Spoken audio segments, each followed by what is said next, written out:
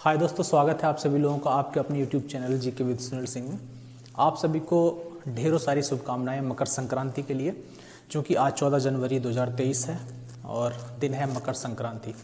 विषय भी दोस्तों कुछ हमारा ऐसा ही है कि मकर संक्रांति का क्या कोई वैज्ञानिक पहलू भी है, क्या कोई खगोलीय पहलू भी है, उसका एस्ट्रोनॉमी से क्या संबंध है। बहुत सारे लोग हैं या फिर ये कह सकते हैं कि भारत में परंपराओं को मानने वाले लोग बहुत ज़्यादा हैं, लेकिन क्या उन परंपराओं का कोई सैद्धांतिक रूप भी होता है, इन सब पे आज चर्चा करेंगे। ठीक है दोस्तों, कोशिश करेंगे हम मकर संक्रांति के खगोलीय विषय को समझने की। उस विषय को समझने से पहले आपको कुछ छोटी सी चीज़ें समझनी पड़ेंगी सूर्य और पृथ्वी के एक रिलेशन के बारे में, उसकी अवस्थिति के बारे में कि वो किस समय पर कहाँ होता है और उसकी जो प्रकाश की स्थिति है वो कैसे पृथ्वी पर पड़ती है। बस अगर ये बात हमको समझ में आ जाती है कि किस समय पर सूर्य की प्रकाश की जो अवस्था है वो पृथ्वी पर कैसी होती है, तो शायद आप मकर संक्रांति के इस पर्व को बहुत अच्छे से समझ सकते हैं। ठीक है दोस्तों, आइए समझते हैं।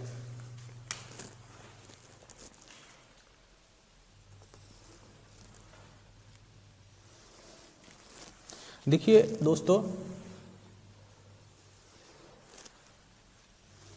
मकर संक्रांति को समझने से पहले हमें जो पृथ्वी है उसकी और सूर्य के रिलेशन को बहुत अच्छे से समझना पड़ेगा।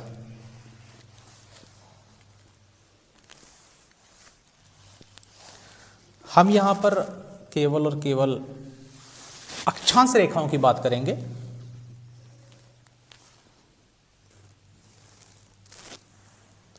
देशांतर रेखाओं की बात नहीं करेंगे, क्योंकि हमको मकर संक्रांति को समझना है।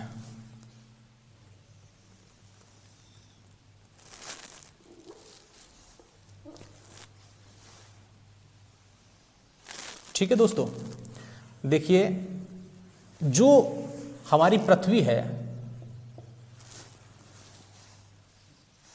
वो कुछ इस तरीके से है, वो चपटी दिखती है, गोल नहीं है।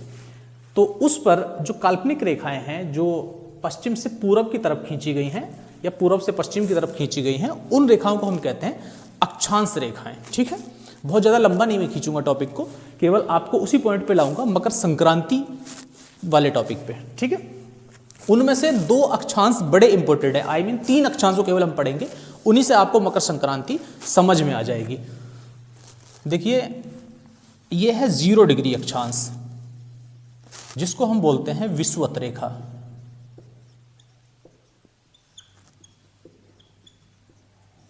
ठीक है, या जिसको हम इक्वेटर भी बोलते हैं। समझने वाली बात यह है कि इस रेखा से जो ऊपर वाला भाग है पृथ्वी का वो उत्तरी गोलार्ध है और इस रेखा से नीचे वाला भाग दक्षिणी गोलार्ध है। ठीक है, ये बात समझ में आई। यहां से नीचे दक्षिण और यहां से ऊपर उत्तर। देखिए, उत्तर की तरफ 23.5 डिग्री नॉर्थ, जिसको हम कहते हैं कर्क। ठीक है दोस्तों, जबकि 23.5 डिग्री दक्षिणी अक्षांश को बोलते हैं मकर।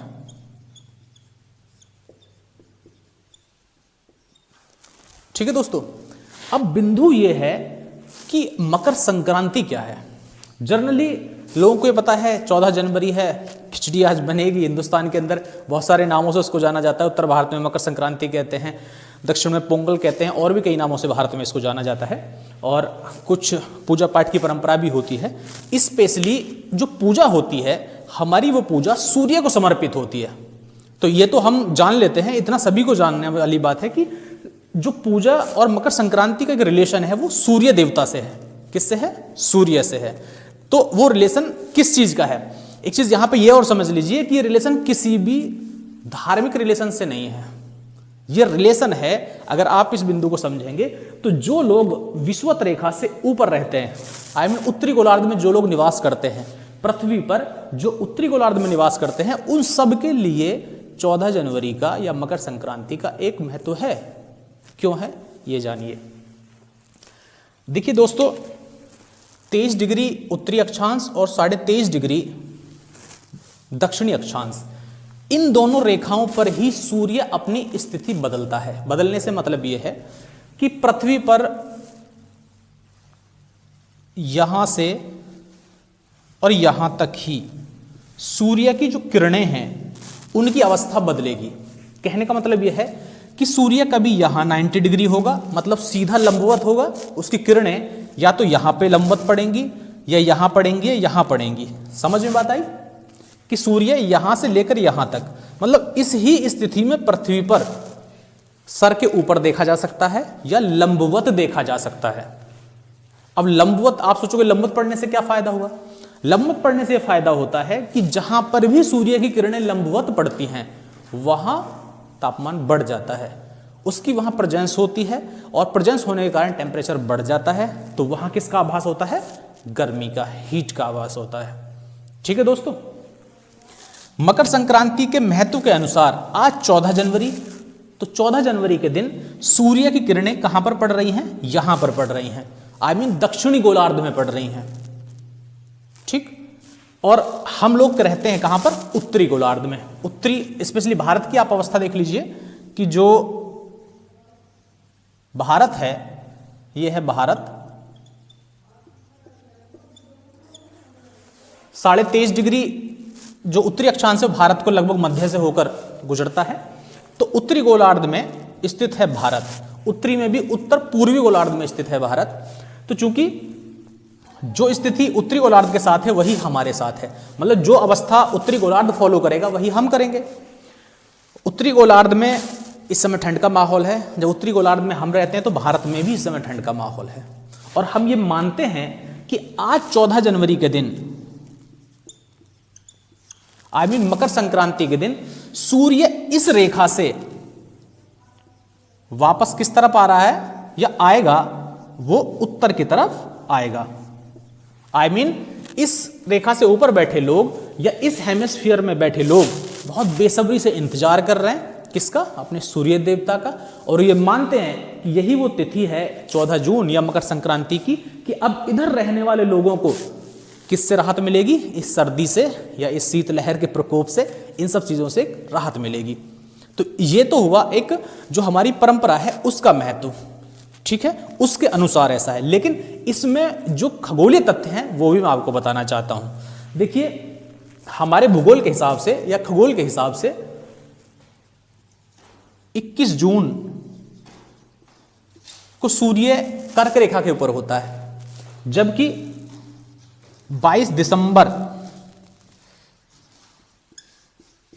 कहां पर होता है? मकर रेखा पर। और जब वो यहां से यहां और यहां से यहां आता है तो इसी बीच में दो तिथियां ऐसी होती हैं जब वो कहां पर? हमारी भूमध्य रेखा पर होता है या विषुवत रेखा पर होता है। बहुत सारे लोग जानते होंगे, लेकिन नहीं जानते तो आप इस चीज को भी समझ सकते हैं। वो कौन कौन सी तिथियां हैं? वो हैं 21 मार्च और 23 सितंबर। ठीक है दोस्तों, इन दो तिथियों को कहां होता है सूर्य?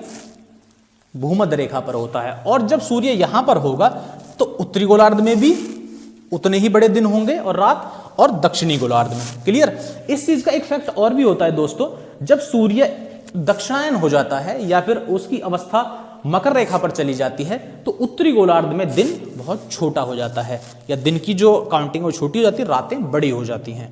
ठीक है, और दक्षिणी गोलार्ध वालों का दिन बड़ा हो जाता है, रातें छोटी हो जाती हैं।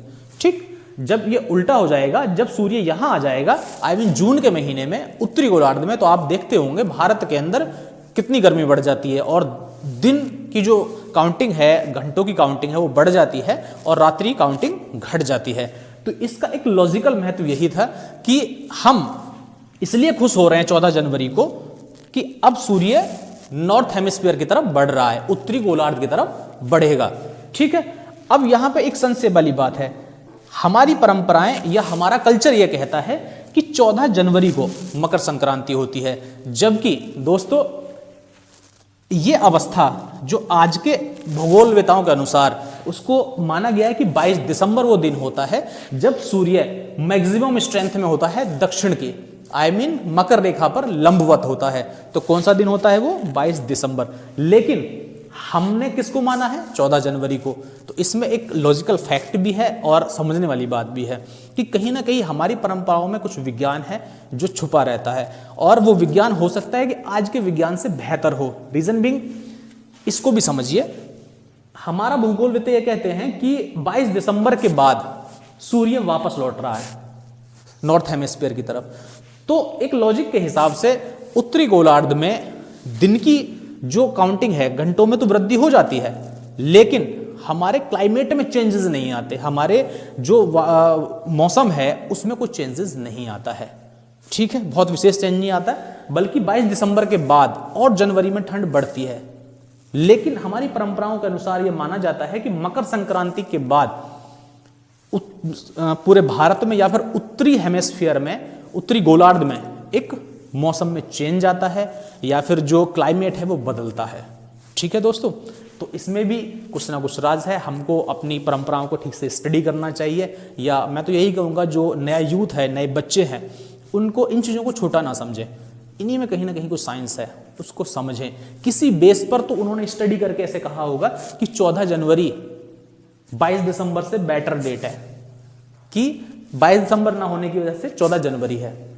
इन सबको पढ़ना चाहिए, समझना चाहिए। तो मैं ये मानता हूं कि आज आपको मकर संक्रांति का प्रॉपर मतलब समझ में आया होगा, क्योंकि मकर संक्रांति का मतलब है सूर्य की अवस्था से, और उसको मनाया इसलिए जाता है 14 जनवरी को कि वो इस रेखा से इस रेखा की तरफ बढ़ रहा है। चूंकि हम लोग यहां निवास करते हैं तो हम लोगों को खुशी हो रही है कि सूर्य अब हमारी तरफ लौट रहा है, अब वो हमारी तरफ आ रहा है, तो हमको इस सर्दी से या इस मौसम से निजात मिलेगी, चीजें बदलेंगी। ठीक है दोस्तों, और शुरुआत होगी बसंत व्यवस्था की। और आपको इसलिए भी नहीं भूलना चाहिए 14 जनवरी 1761 एक हमारे ऐतिहासिक बैटल से भी जुड़ा है। शायद आप लोग जो लोग कंपटीशन की तैयारी कर रहे हैं सब जानते होंगे, थर्ड बैटल ऑफ पानीपत की तृतीय लड़ाई 14 जनवरी 1761 को ही हुई, जिसमें मराठा किससे हार गए? अफगानों से हार गए। तो इतिहास और भूगोल के ऐसे कॉम्बिनेशन से आप अगर पढ़ेंगे तो यकीनन आपको फ़ायदा होगा। वैसे तो ये टॉपिक बहुत बड़ा है दोस्तों, और इससे बहुत सारी चीज़ें हमारी खुलती भी हैं, लेकिन चूँकि समय नहीं है, मेरा केवल उद्देश्य इतना ही था कि मकर संक्रांति का प्रॉपर मतलब समझ में आए हर व्यक्ति को, उसका उद्देश्य क्या है। अब वो कोई त्यौहार स्पेशल किसी व्यक्ति का नहीं है, वो उत्तरी गोलार्ध में रहने वाले हर व्यक्ति को खुशी देने वाला त्यौहार है, क्योंकि वो सबको निजात देगा। ये मौसम, ये गर्मी सबको मिलने वाली है। तो ठीक है ना दोस्तों, इसी के साथ मैं आज की क्लास ओवर करता हूँ और सभी को मकर संक्रांति की पुनः एक बार हार्दिक शुभकामनाएं। जय हिंद।